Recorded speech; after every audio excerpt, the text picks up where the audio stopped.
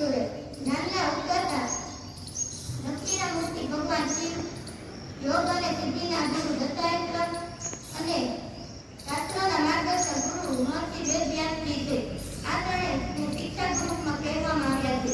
જન્મતાની સાથે શિખામણની સીડી, સંસ્કારોની સમજાની થોડા સંસ્કારોની સાકળ આપણે સાથે લઈને ચાલતા આવ્યા છીએ. એવા તો ગુરુજનોના ચરણોમાં મારા કોટી કોટી વંદન. ગુરુ એ ત્રણ રત્ન સમાન હોય છે. માતા, પિતા અને ગુરુ એ ત્રણ રત્નો છે. જ્યારે હું આજે તમને એક શબરીનું ઉદાહરણ આપવા માંગુ છું. જ્યારે શબરી ગુરુ મહર્ષિ તેના ગુરુ હતા, ગુરુ મહર્ષિ માધવ તેના આશ્રમમાં રહેતા હતા. ત્યારે એક વખત મહર્ષિ માધવે જ્યારે તે દેવલોકમાં જવા જઈ રહ્યા હતા ત્યારે શબરીએ કહ્યું કે હું પણ તમારી સાથે આવીશ. ત્યારે ગુરુ માધવે કહ્યું હતું કે ના, તું અહીંયા રહીશ તો તને ભગવાન એટલે કે ભગવાન તારા ઘરે આવશે અને તને એના દર્શન થશે. ત્યારે શબરી કહે છે કે ના, મારે તમારી સાથે આવવું છે. ત્યારે ગુરુ માધવ એમ કહે છે કે શબરીને તેના ગુરુ પર પૂરેપૂરો વિશ્વાસ હતો, પણ તેની પ્રત્યે શ્રદ્ધા પણ તેટલી જ હતી. મળતું હતું ત્યારે બીજા વિદ્યાર્થીને અમે શુભેચ્છા મળતી હતી. ત્યારે એક દિવસ બીજા શિષ્ય ઉકળી ઉઠ્યો અને તે ગુરુ પાસે જઈને કીધું કે તમે મારી સાથે અન્યાય કરી રહ્યા છો. ત્યારે ગુરુએ કીધું ત્યારે વિદ્યાર્થીએ તેને કહ્યું તમે મારી સાથે અન્યાય કરી રહ્યા છો. કેમ? ત્યારે હું તમારી પાસેથી પહેલેથી જ્ઞાન મેળવી હતો, તો પણ મારી કરતા તમે વધારે તેને જ્ઞાન મેળવી રહ્યા છો. થોડી વાર ગુરુ મૌન રહ્યા. ત્યારબાદ તેને કહ્યું સાત અને વાર્તા. એક યાત્રી કે જઈ રહ્યો હતો ત્યારે તેને કહ્યું, તેને બહુ તરસ લાગી. તેની આગળ કૂવો આવ્યો, ઘડો પણ હતો, પણ ત્યાં દોડતું નહોતું, તે ત્યાંથી ચાલતો થઈ ગયો. ત્યારબાદ બીજો પણ યાત્રી ચાલતો થયો આવ્યો. ત્યારબાદ તેને જો ઘડો પણ છે, કૂવો પણ છે, પણ ત્યાં દોડતું નથી. તેને આજુબાજુમાં નજર હતી. ત્યારે તેને મોટું કામ દેખાયું. તેને ઉખાડીને તેને દોરડું બનાવવાનું શરૂ કર્યું. દોરડું બનાવ્યું. ત્યારબાદ તેને કૂવામાં પાણી શીખીને તેને તરસ શીખવાય. ત્યારબાદ ગુરુએ તેને પ્રશ્ન પૂછ્યો કે આ બંનેમાંથી વધારે તરસ કોને લાગી હતી? ત્યારે શિષ્યએ જવાબ આપ્યો કે આ બંનેમાંથી વધારે બીજા નંબરના યાત્રીને તરસ લાગી. ત્યારે ગુરુએ કહ્યું કે આપણે એવું માનીએ છીએ કે વધારે તરસ બીજા નંબરના યાત્રી લાગી, કારણ કે તેની મહેનતથી તેને તેની તરસ શીખવાય છે. તારી સહપાઠીમાં જ્ઞાન મેળવવાની તરફ તો છે, પરંતુ તેની માટે તારી મહેનત જરૂર છે. તું કારણ કે મહેનત કરતો નથી.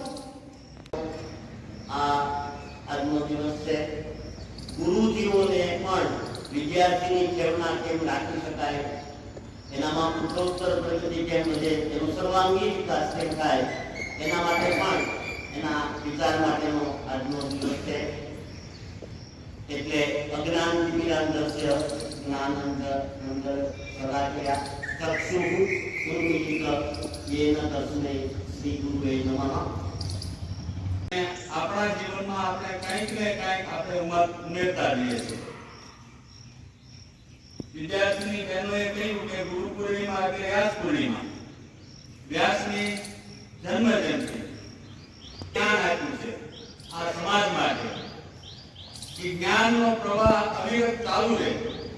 એ જ્ઞાન છે એ માત્ર કોઈ શબ્દ જ્ઞાન નહોતું, એ કોઈ અક્ષર જ્ઞાન નહોતું. આપણા જીવન માટે કેવું જીવન જીવવું જોઈએ એનું જ્ઞાન હતું. એટલે આપણે વ્યાસને સતત યાદ કરીએ છીએ. એમના દીકરા સુખદેવજી થયા, તો એ ભાગવતના માધ્યમથી આપણને આ સૃષ્ટિને ખૂબ સારું જ્ઞાન આપ્યું. આ ગુરુ પરંપરા, આ ગુરુ પૂર્ણિમાની ઉજવણી ક્યારથી ચાલુ છે? આપણે પણ એક પરંપરાના ભાગ છીએ. આપણે શાળા સંસ્થા ગણીએ તો ગણીએ, પણ આ એક તપોભૂમિ છે અને એ તપોભૂમિના આપણા વંદનીય મહાપુરુષો થઈ ગયા. પૂજ્ય નાના દાદા, પૂજ્ય મનુ દાદા, પૂજ્ય ભુજ દાદા, પૂજ્ય મૂળશંકર દાદા. આને માત્ર નથી, એ સમાજમાં એના શિષ્યો સમાજમાં એટલા ફેલાયા છે કે સમાજને આદર્શ શક્તિ એને આપ્યા છે. એટલે આપણે એને યાદ કરીએ છીએ. ભારતીય વિરાસત એવી જોકે તો વૃક્ષા નહીં, પરંતુ એક આશ્રમ જ રહી છે. એવો ગ્રામ દર્શના મૂર્તિની ગૌશાળા એ સાનિધ્યમાં અને જેની દિવ્ય ચેતનાની વચ્ચે આપણે બેઠા છે એવા સંસ્થાના સંસ્થાપક એવા આપણા નાના દાદા તેમજ દર્શક દાદા તેમજ ભુજ દાદા તેમજ મૂળશંકર દાદાની દિવ્ય ચેતનાને વંદન એવં અહીંયા દક્ષિણામૂર્તિના આચાર્ય શ્રી વાંચીભાઈ સાહેબ તેમજ મુકેશભાઈ નરેન્દ્રભાઈ પૂજાભાઈ બિપિનભાઈ દીપકભાઈ રૂપાબેન નીમાબેન ભગવાનભાઈ સુરેશભાઈ ગૌરાંગભાઈ ભેરુભાઈ વાશીભાઈ તેમજ અમારી સાથે આવ્યા છે મુકેશભાઈ પટેલ તેમજ મારા વિદ્યાર્થી કાનાભાઈઓ બહેનો. સુરેશભાઈએ એમ કહ્યું છે કે ગુરુ પૂજન એટલે શું? તો ગુરુ પૂજન એટલે ધ્યેય પૂજન. આપણે જે લક્ષ્ય નક્કી કર્યું એ લક્ષ્ય સુધી પહોંચવું બહુ કઠિન, પણ એક લક્ષ્ય એક ધ્યેય આપણે નક્કી કરી લઈએ તો ત્યાં પહોંચી તો શકાય જ. અને અત્યારે આધુનિક સમયમાં એવી બધી વિડંબનાઓ ઊભી થઈ છે કે ઘણી વખત એવું થતું હોય કે ગુરુ કરવા કોને ગુરુ માનવા. પણ જો ચિરંજીવી ચેતનાએ પણ વાત કરી, અંજલીએ પણ વાત કરી, પેલા વિદ્યાર્થીઓએ પણ વાત કરી, સાહેબે પણ વાત કરી, તો વ્યક્તિને જ ગુરુ કરી શકાય એવું પણ નથી. અત્યારે એવું બને છે ને સાહેબ કે વ્યક્તિને ગુરુ બનાવે પછી પાડા બંધી આવી જાય છે કે કોઈ બંધાય તો કે તારે બીજે ક્યાંય જવાનું જ નહીં. પણ આવું નથી. ગુરુદત્ત ભગવાન પણ આપણે બધા જ જાણીએ છીએ કે 24 ગુરુ કર્યા અને એમાં કોઈ વ્યક્તિ તો છે જ. હા, એક ગણિકા છે, એક કુમારિકા એ છે ખરું, પણ અજગર ને ઓંધો ને ટીટોળી ને કૂતરો ને સૂર્ય ને ચંદ્ર ને સાગર આ બધાને ગુરુ કર્યા છે. તો આનો અર્થ શું છે કે જેની પાસેથી આપણને કંઈ પણ શીખવાનું મળે એ આપણા ગુરુ. ગમે ત્યાં અને સમસ્ત સૃષ્ટિ એ આપણા ગુરુ જ છે. હમણાં કહેવાય પ્રથમ ગુરુ કોણ? સાહેબ આપણા પ્રથમ ગુરુ કોણ? તો માં. અને જે માની કુટુંબમાંથી આપણે જે 4 સંસ્કાર પીઠ હોય ઋષિમુનિ, એમાં પ્રથમ સંસ્કાર પીઠ હોય ને તો એ છે માની કુખ. અને માની કુખમાંથી જે મળે, માના દૂધમાંથી જે મળે ને એ બીજું ક્યાંય ન મળે. એટલે પ્રથમ ગુરુ એ માં છે.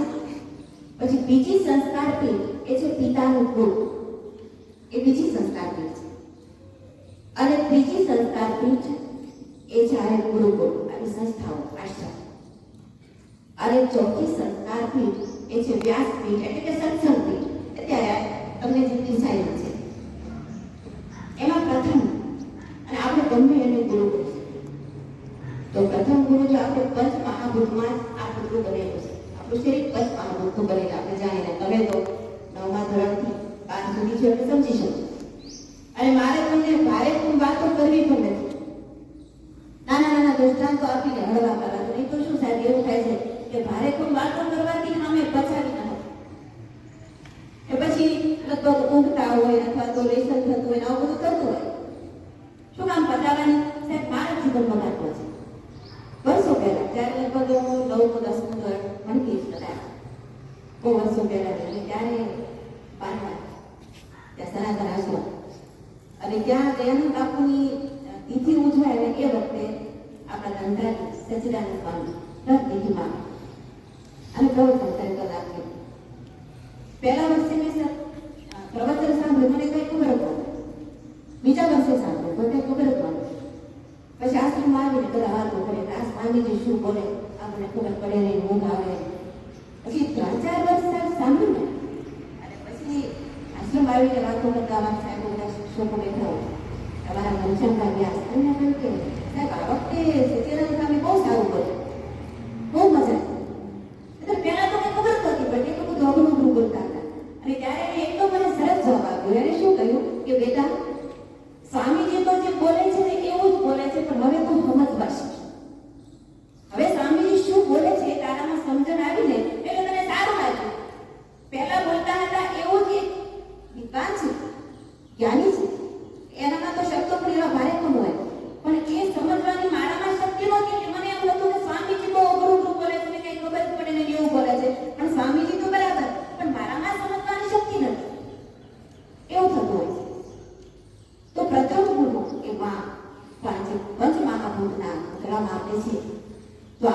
પ્રથમ ગુરુ જે છે ને એ છે સૂર્ય. સૂર્યદેવ આવતા માત્ર કલ્પના કરો કે એકાદ દિવસ પણ સૂર્યનો ઉદય ન થાય તો શું થાય? પણ ઘણી વખત આપણને એવું થતું હોય છે, આપણામાં એવું અભિમાન આવે અને એવું અભિમાન આવે કે આપણે એમ થાય કે આ તો મારા થકી થાય છે ને હું જ કરું છું. આવું અભિમાન કુકડાભાઈને આવી ગયું. તો કુકડાભાઈને શું અભિમાન આવ્યું? આ તો સવારમાં 4 વાગ્યામાં હું બોલું છું ને એટલે સૂર્યદેવ ઉગે છે, એ તો ઉદય ન થાય. એટલે કુકડાભાઈને એમ થયું કે હું થોડા દિવસ રજા ઉપર જતો એટલે હું કઈ બોલીશ નહીં અને સૂર્યનો ઉદય થશે ને.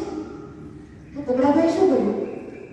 સૂર્યદેવ પાસે અને સૂર્યદેવને કહ્યું કે પ્રભુ મને હમણાં તાળીઓ તાવવાની જાય એટલે થોડા દિવસ મને રજા આપો ને. એ સૂર્યદાદાએ કહ્યું કે કુકડાભાઈ કેટલા દિવસની મહિનાની નથી આપો. કુકડાભાઈ કહ્યું કે નહીં મહિનાની 2-3 દિવસની જ છે, તો સાંજો થઈ જશે. એટલે સૂર્યદેવે રજા ચીઠી લખી દીધી કે જાય તો હમણાં રજા આપો. કુકડાભાઈને તો એવો અભિમાન હવે અંદરથી પૂરાય છે કે આજે તો અજવાળું થશે જ નહીં. અને 4:30 થયા અને 5 વાગ્યાને ત્યાં બન્યું એવું કેટલા હતા એ જ લીમડા ઉપર કાપા હોય પણ એનું ઘર 5 વાગે પાછું ચાલુ કર્યું. અને થોડો સમય તો અત્યારે આવો સમય 5:30 થાય તો અજવાળું થવા લાગ્યું અને ત્યાં તો સુરત દાદા છે થોડું અજવાળું કર્યું આકાશ આવ્યું અને સૂર્યનો તો ઉદય થયો. કુકડાભાઈ કે સૂરજ દાદાને એટલી બધી ઉતાવળ થઈ ગઈ. હું તો 2-5 દિવસની રજા ઉપર ઉતર્યો અને બીજાની મારી જગ્યાએ નિમણૂક પણ કરી દીધી. આટલી બધી શું ઉતાવળ હતી? ત્યાં સૂરજ દાદા પ્રગટ થયા કે કુકડાભાઈ તને એમ છે કે હું બોલું છું એટલે સૂર્યનો ઉદય થાય છે, પણ એવું નથી. સવાર પડે છે ને એટલે તું બોલે છે. ઘણી વખત એવું થતું આ તો હું છું ને હું કરું એટલે આવું થાય, પણ એવું નથી. તો પ્રથમ ગુરુ પંચમહાભૂતમાં સૂરજ દાદા છે, સૂર્યદેવ. અને સૂર્યદેવ પાસેથી આપણને કેટલું મળે છે? જીવન. અને બીજા ગુરુ એ છે પવન. અને પવનદેવ પાસેથી 2 વસ્તુ મળે છે. જો ઠંડી ઋતુ શિયાળાની ઋતુ હોય તો સરસ મજાનો શીતળ પવન આવે અને ઉનાળાની ઋતુ હોય તો ગરમ ઠંડુ કરવાય. આ શું શીખવે છે આપણને? કે જીવનમાં ચડાવ ઉતાર આવવાનો છે, સુખ દુઃખ આવવાના છે, પણ બધી પરિસ્થિતિમાં તમે તૈયાર એવા થાઓ કે એક પણ પરિસ્થિતિ તમને દગાવી ન શકે. અને જળથી તો જીવન છે અને આપણે પ્રકૃતિની પૂજા એટલે જ કરીએ છીએ. જળ અને પ્રકૃતિ આના સિવાય આપણે જીવિત નથી શકવાના. પવનદેવ આપણે પ્રાણ વાયુ આપે છે. જળથી જ આ સૃષ્ટિ. તો જળ અને સમુદ્ર પાસે આપણે જઈએ તો એ ઘૂંઘવાટા જ કરતો એની ત્યારે આપણે શાંત બેઠેલા જોયા. કેટલા આનંદમાં કેટલા લહેરમાં હોય, પણ અંદર ખબર છે અંદર તો દાવાના સળગે છે. અંદર તો દાવાના સળગે છે પણ બહાર દેખાવા નથી દેતા. તો આ શું કે છે? હૈયે બળવા નર જગે પણ ગીત મધુરા ગાય. હૈયે બળવા નર જગે પણ ગીત મધુરા ગાય. અંદરથી ભલે ગમે એટલા દુઃખી હોય, અંદરથી ભલે ગમે એટલા પીડિત હોય, પણ બહારથી ચહેરા ઉપર એની રેખા પર દેખાઈ ના જોઈએ. એવા અડગ બની જાય, એવા કઠોર બની જાય. એ જીવન શીખવે છે સમુદ્ર. અને પછી ચોથા ગુરુ છે પહેલા સૂર્ય, પછી પવન, પછી સમુદ્ર અને પછી છે પૃથ્વી દેવી. પૃથ્વી દેવી પણ ક્ષમાની દેવી. એની પાસેથી પણ આપણને કેટલું મળે. અને પૃથ્વીમાં તો બધું જ છે, આપણે બહુ લાંબુ નહીં પણ એ પણ આપણી ગુરુ છે. અને 5મો ગુરુ પિંડ. શરીર પિંડેશ્વર બ્રહ્માંડ. આ પિંડ એક બ્રહ્માંડ છે. અને આત્માને જો એક વખત ઓળખી લીધો તો કે તમને ત્યાં સુધી બહાર લઈ પણ નથી જવા. હજી તો આપણે ભણવાનું છે. પણ પિંડેશ્વર બ્રહ્માંડ તો 5 ગુરુ. અને વિદ્યાભ્યાસ હંમેશા જીવનમાં જરૂર. પછી ખુદ બ્રહ્મ પર ભરેલા હોય. ભગવાન રામચંદ્રજી પણ વશિષ્ઠ ઋષિના આશ્રમમાં વિદ્યાભ્યાસ કરવા ગયેલા. ભગવાન કૃષ્ણચંદ્રજી પણ ઉજ્જૈનમાં શાંતિપુની ઋષિના આશ્રમમાં વિદ્યાભ્યાસ. અરે માત્ર ભગવાન કૃષ્ણ તો 64 દિવસ જ ભણેલા. માત્ર 64 દિવસ ભણ્યા ભગવાન રામચંદ્રજી અને ભગવાન કૃષ્ણચંદ્રજીની જે લીલા છે ને માત્ર ચિંતની છે, કરે એમ કરવાના છે. એ કરે એમ ન કરે, એ કહે એમ કરવાનું છે. ગીતામાં ભગવાને જેમ આપણને સમજણ આપી છે એ કરવાનું છે, પણ ભગવાન રામચંદ્રજી જેમ કહ્યું છે એમ કરવાનું છે. અને ભગવાન રામચંદ્રજી જ્યારે વિદ્યાભ્યાસ કરવા માટે ગયા વશિષ્ઠ મુનિના આશ્રમમાં, ત્યાં જે 5 ગુણો હતા એ દરેક વિદ્યાર્થીઓને પણ આજે પણ આ 5 ગુણ જો જીવનમાં આવી જાય ને તો જીવન ધન્ય બને. આ 5 ગુણ કયા છે તો તુલસીજીએ માનસમાં લખ્યું છે. સુરાત કરો.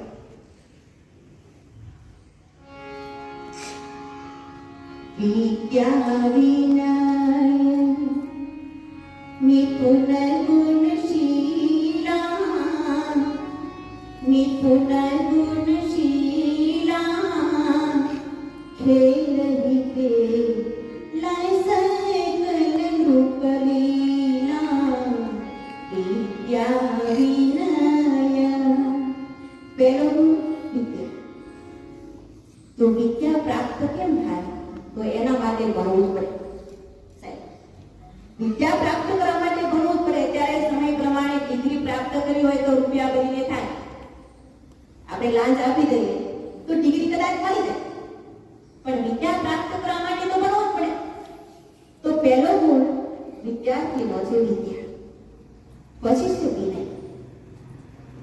આપણે ત્યાં સૂત્રો બનાવ્યું છે કે વિદ્યા વિનય શોભતે. વિદ્યા વિનયથી શોભે છે.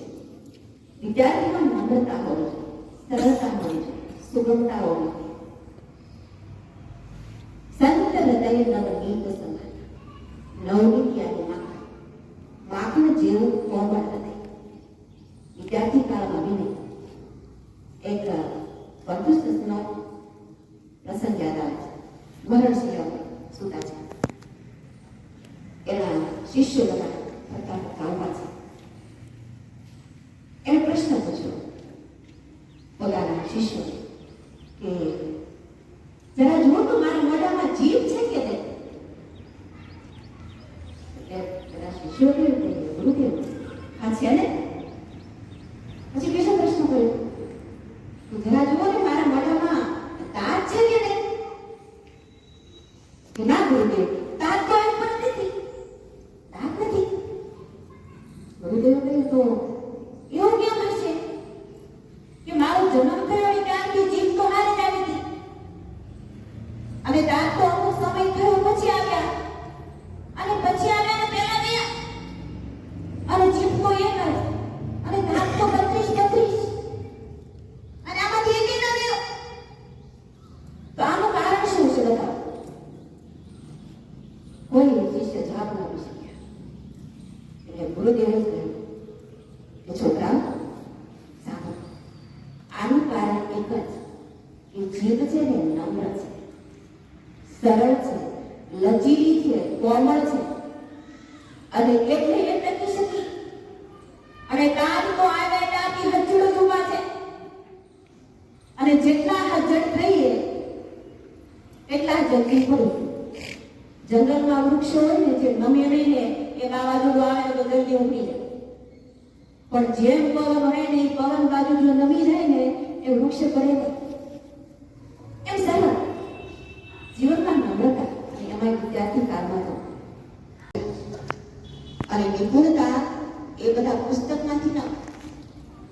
જીવનમાં નિપુણતા એક કોઠાસૂઝ કહેવાય. આપણી પાસે મારી પાસે મોબાઈલ તો છે પણ મને ઉપયોગ જ કરતા ના આવડે તો શું કામ? અને આ બધું કઈ ભણવાથી નથી મળતું.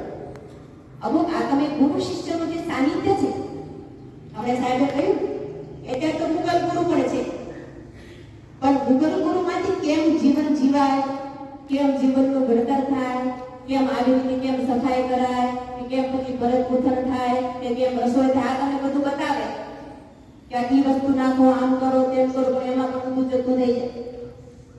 પણ એમાં તો ગુરુ શિષ્યનું સાનિધ્ય જ જોઈએ. તો નિપુણતા, એવી નિપુણતા કે ક્યારેક ક્યારેક બને એવું કે જે ભણેલા ગણેલાથી જે કામ ન કરે એ અંગૂઠા છાપ હોય ને કરી. આમાં મારી પાસે 2 દ્રષ્ટાંત છે. સાહેબ કેટલો સમય?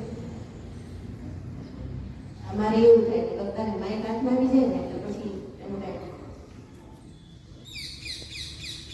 મને જે પ્રસંગ આવ્યા મને દીવે મને ભણાવે પાછી કે માતાજી આ દૃષ્ટાંત આપજો, આ કહેજો, આ કહેજો, કેમ કે બચપન આ બધું સાંભળીને એટલે બે કયું છે એમાંથી એક હતું.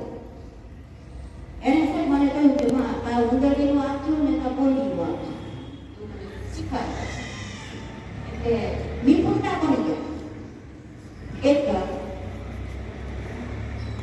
લગભગ ડિગ્રી થાય સાહેબ એન્જિનિયર એક કાર્ય માટે જે આડા ગામનો રસ્તો હોય જે રફ રસ્તો ત્યારે તો બહુ સરસ રસ્તા થઈ ગયા એ રફ રસ્તે કંઈક સાહેબ કામ કરી ગયા છે.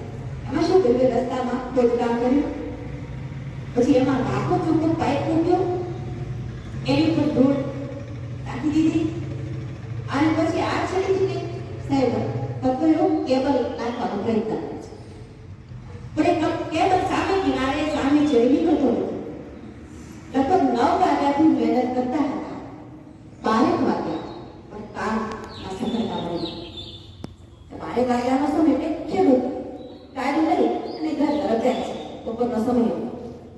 તરત જ આ સાહેબોને જોઈએ એટલે ગાડી બોલાવી શું સાહેબ રાવડા બોલે કઈ ન કંટાળી ગઈ. સાહેબ રાવડા એક જણાએ કામ જોયું કે રામ રામ સાહેબ મારા ગામને આમને આવ્યા છો, કંઈક સ્થિતિમાં લાગો છો, પરસેવી વિકસિત થઈ ગયા છો, તો હું તમને કઈ મદદ કરી શકું? મારા ગામને આમને આવ્યા છો. એક સાહેબ તો તે તો શું કરવાનું, અમે એટલા બધા ભણેલા ગણેલા છે, અમારાથી નથી થતું. અરે પણ સાહેબ કહો તો ખરા, વાત કહો તો ખબર પડે ને. અમારા આંગણે અમારો અધિક ધર્મ છે, હું કંઈક મદદ કરીશ, તમે કહો તમારો પ્રશ્ન શું છે? એટલે એક સાહેબે કહ્યું કે આને કહી દો કે માથું ખાતો પડે. અરે શું કહ્યું?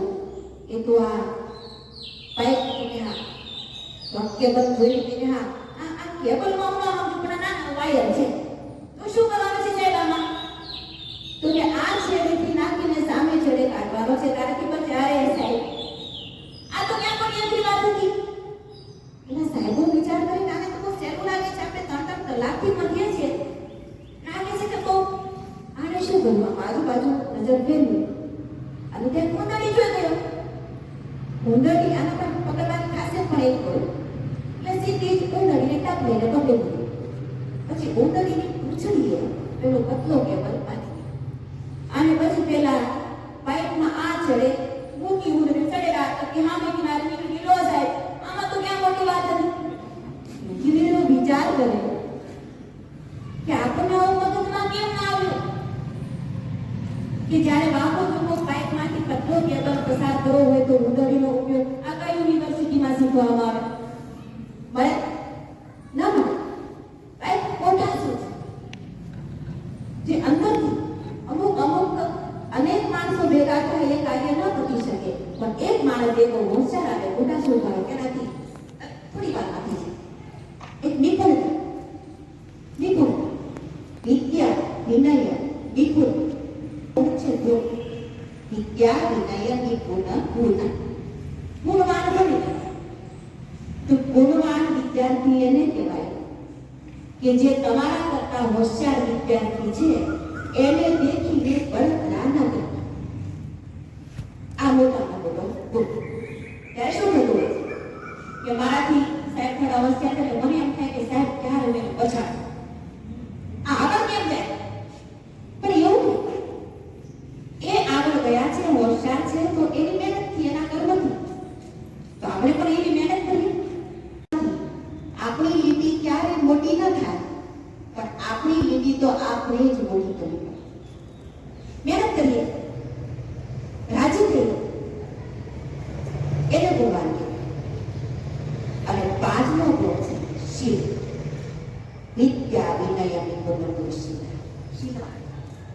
વિદ્યાર્થી કાળમાં વિદ્યાર્થી શીલવાન હોવો જોઈએ.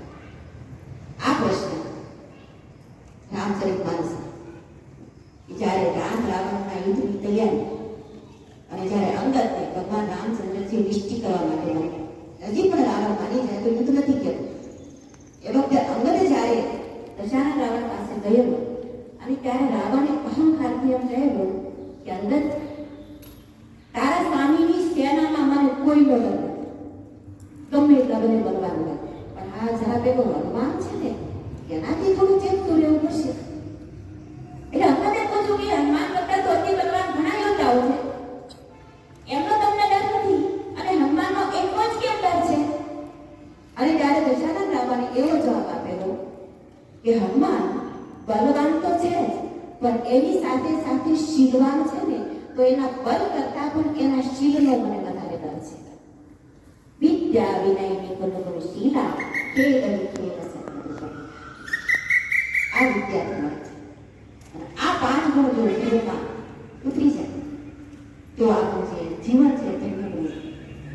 અને હંમેશા જીવનમાં ચડાવ ઉતાર એટલે ઘણી વખત એવું બનતું હોય વિદ્યાર્થી કાળમાં થોડાક માર્ક્સ ઓછા આવે અને હિંમત હારી જઈએ અને ન કરવાનું કરી બેસીએ, એવું ન.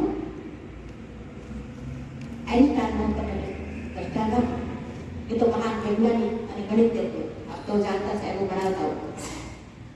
એને બધા વિદ્યાર્થીઓ બુદ્ધુ કે બુદ્ધિ વગર. અને ક્યારેક ક્યારેક બીજા વિદ્યાર્થીઓ એવા ટીખણ કરતા કે જબરથી લખી અને આઈન્સ્ટાઈનના પાછળ લગાડી ત્યાં બુદ્ધુ છે, બુદ્ધિ વગર. એના જીવનમાં એક એવો પ્રશ્ન કર્યો કે જ્યારે એના શિક્ષક ગણિત ભણાવી રહ્યા છે, પણ ગણિત ભણાવીને પછી જ્યારે પ્રશ્ન કરે ને એટલે આઈન્સ્ટાઈન શું કરે? આ ડાલો જોવા મળે. શું મને કઈ ટપકો જ ન પડે, કઈ ખબર જ ન પડે. એટલે એક દિવસ ગુરુદેવે ખીજાઈને એમ કહ્યું કે બેટા, તને જોઈને મને એવું લાગે છે કે તું એક જન્મ શું 7 જન્મ ભણીશ ને તો તું ગણિત નહીં શીખીશ. એની એક ટકોર કરી દીધી અને એ આના જીવનમાં એટલું લાગી ગયું અને મનથી એવો દ્રઢ સંકલ્પ કર્યો કે હું એક વખત જીવનમાં મોટામાં મોટો ગણિતજ્ઞ બનીશ. અને ત્યારથી એને એટલી મહેનત શરૂ કરી અને આજે પણ આપણે જાણે છે મહાન વૈજ્ઞાનિક પણ બન્યા અને ગણિતજ્ઞ પણ બન્યા. તો ક્યારે જીવનમાં હારી ન જવાનું અને મનથી ક્યારેક આપણે અંદરથી નક્કી જ કરી લઈએ કે આમ જ થવાનું છે, તે એમ જ થાય. હંમેશા પોઝિટિવ જ વિચારતા, નેગેટિવ. અને તમારા જીવનમાં એવી ઘટનાઓ પણ બની છે. તમે ઘરથી ક્યારે બહાર નીકળો, અહીં લોકશાળામાંથી બહાર નીકળો અને અંદરથી વિચાર કરો કે આજે મોટી આપણે ઘણી વખત એવું થતું હોય છે. તમે પ્રવાસમાં હોય તો ઘણી વખત એ વિચાર રહે કે આમાં તો આવું થશે એવું થાય.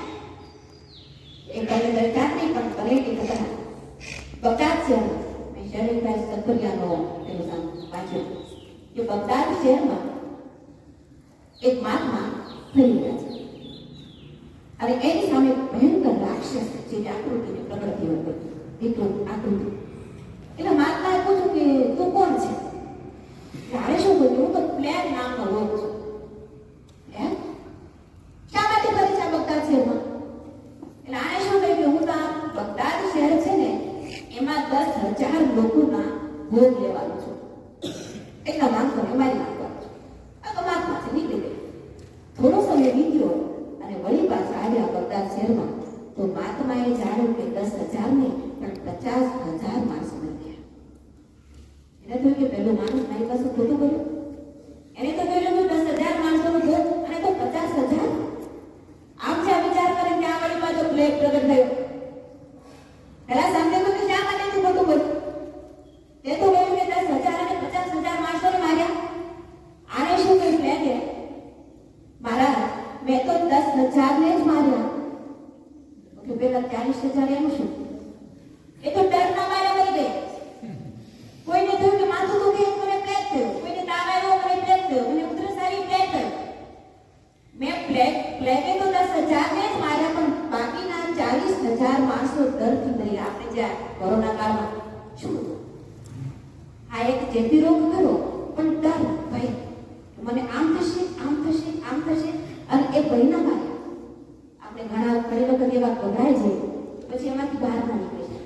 એ સાંભળ્યું છે આમ અંદરથી એવી કંઈક યોગ્ય વખાણ કરવા નથી. અને સંન્યાસી એને ન કહેવાય કે ખોટા વખાણ કરે. અમારો ધર્મ જ કહે છે કે જેવું કેવું પડે.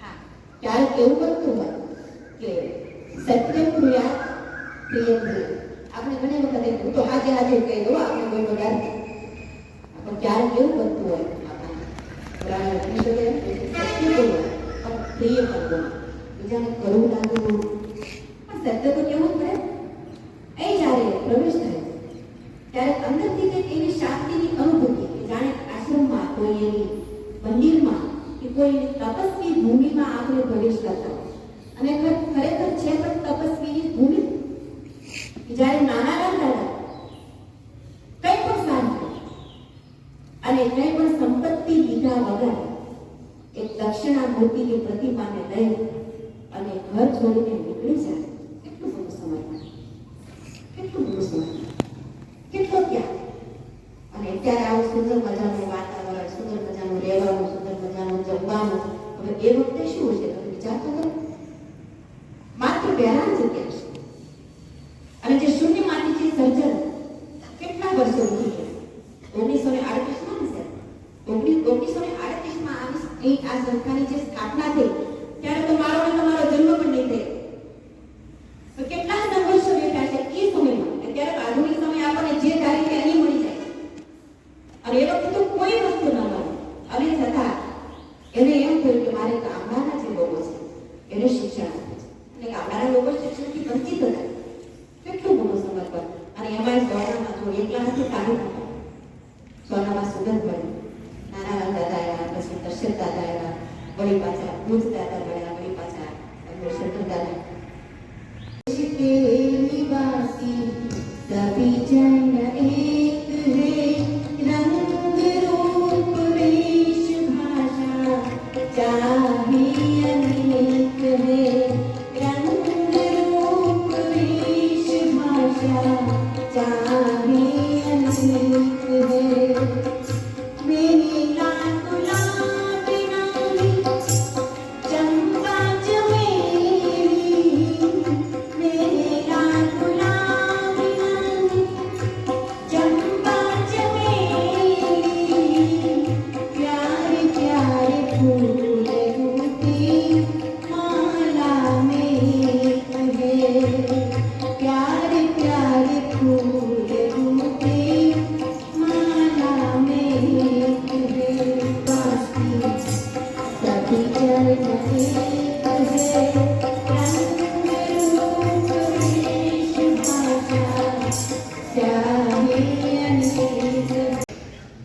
ગુરુ પૂજન કરતા જાય ભગવાનના કરતા જાય કઈ રીતે ભેટ કરતા જાય કઈ પાછી ભેટ પાછું થતાથી જાય એમ કરતા કરતા શિવાજી મહારાજનો નંબર શિવાજી મહારાજ ગુરુદેવને વંદન કર્યું અને પછી ચરણોમાં એક નાનકડી એવી ચક્ર ચિઠ્ઠી ગુરુદેવના ચરણોમાં ગુરુદેવ ચિઠ્ઠી આત્માને વાંચી તો શું લખ્યું હતું ગુરુદેવ આજથી આ મારું સંપૂર્ણ રાજ છે એટલે મારી વ્યક્તિગત જે કંઈ સંપત્તિ છે એ આપના ચરણોમાં હું સમર્પિત કરું છું સ્વામી રામદાસ કહે છે કે શિવા તે બધું જ મને અર્પણ કરી દીધું હવે પછી તું શું કરીશ શિવાજી શું કહે ગુરુદેવ હવે હું સંન્યાસ ધારણ કરીશ અને આપની સેવા કરીશ એટલે સ્વામી રામદાસે કહ્યું કે શિવા તો શું અત્યાર સુધી જે કરતો હતો એ સેવા નથી તો અત્યાર સુધી જે કરતો હતો એ શું સેવા નથી શું એના માટે તારે ભગવો જ ભેગો પડે તારે સંન્યાસ ધારણ કરવો પડે તો એક કામ કરજે તું એમ કર કે આ તને ભગવો જન્મ આપ્યો હવે પછી તું જે કંઈ કાર્ય કરે એ તારા રાજ્યમાં એક સ્વરાજ્ય તો છે જ પણ સ્વરાજ્યને તું સુરાજ્ય ન બનાવી શકે આ સ્વરાજ્યને તું સુરાજ્ય ન બનાવી શકે આ ભગવાન ઝંડો તું લહેરાવી દે અને હવે પછી તું મનથી એવો સંકલ્પ કર કે હું જે કંઈ કાર્ય કરું છું એ સંન્યાસીના પ્રદેશમાં કરું છું હું સંન્યાસી માટે જ કરું છું કાંઈ સેવા કરવા માટે ભેટ ધારણ કરવો પડે સંન્યાસ ધર્મનો ત્યાગ કરવો પડે એવો નથી હા એ તો જેના જીવનમાં અમારા જે આધુનિક બધા જ ભેટ ધારણ કરીને તો પછી હાલવાનું કે શિવાજી મહારાજે જ્યારે દેહ ધારણ કરવાની વાત કરીને એટલે રામદાસ સ્વામી કહ્યું કે નહીં, માળા હું કરીશ, તારે તો તલવાર લેવાની જરૂર છે. ત્યાં માત્ર માળા ફેરવીને કામ નહીં ચાલે. સમય આવે ત્યારે માળા કરી લેવાની અને સમય આવે ત્યારે તલવાર પણ હાથમાં રાખવી પડશે. અને અહીં તમને એ શિક્ષણ મળે છે. હમણાં સાહેબ વાત કરતા હતા, તમે એવું આંધળું સાહસ કરી નાખીએ અને સાહસ હોવું જ જોઈએ જીવનમાં. અને જ્યારે સાહસ કરીએ ને ત્યારે જેમાંથી બાકી બહુ એમાંથી કઠિનાઈથી પસાર થવું પડે છે. ચકલાનો બચ્ચું છે ને ઈંડામાંથી નીકળવાનો પ્રયત્ન કરતો, હજી તાજું ઈંડું અડધું ફૂટી ગયેલું અને એમાંથી ચકલાનું બચ્ચું બહાર નીકળવા માટે એમાં તમારો જેવો એક વિદ્યાર્થી જોઈ ગયો, એને થોડી દયા આવી, આ બિચારું કેટલું મહેનત કરે છે અને હવે નીકળી જતું હતું એટલે શું કર્યું, ઈંડાને ફોડી નાખ્યું, બચ્ચાને બહાર કાઢ્યું. બચ્ચાને બહાર કાઢ્યું અને એના પપ્પાની પાસે, પપ્પા અમે બહુ સારું કાર્ય કર્યું, પુણ્યનું કાર્ય કર્યું. એ શું કર્યું બેટા? પપ્પા આ ઈંડામાંથી બચ્ચું બહાર નથી નીકળી શકતું એટલે મેં બિચારાને બહાર કાઢ્યું. એને પપ્પાએ શું કહ્યું, બહુ ખોટું છે. તે બહાર કાઢી અને એને વિકલાંગ બનાવ્યું છે. જો એની બેડાએ બહાર નીકળવું હોત ને તો ઉડી શકે, ઉડી નહીં શકે. તો ક્યારેક આપણે એવી દયા ખાતા હોય કે બિચારો આમ કેમ કરશે, બિચારો તો નહીં. જ્યારે સમય હોય ત્યારે સંઘર્ષમાંથી પસાર થવું જ પડે અને એમાંથી જો તમે પસાર થઈ જશો ને તો પછી એવા ટકોરા જેવા પડી જશો અને આ વિદ્યાર્થી ખાસ એ તમને જીવનભર યાદ રહેશે. તો આજે ગુરુ પૂર્ણિમા નિમિત્તે હું આવી છું તો ગુરુ દક્ષિણામાં એટલું જ હું તમારી પાસે માંગુ છું કે જીવનમાં ક્યારેય હિંમત હારવાની કોઈ પણ અને વિદ્યાર્થીઓને જીવનલક્ષી અને ગુરુલક્ષી જે વાત કરે ગ્રામ કક્ષા પ્રતિ આનંદ અને આભારની લાગણી વ્યક્ત કરું છું.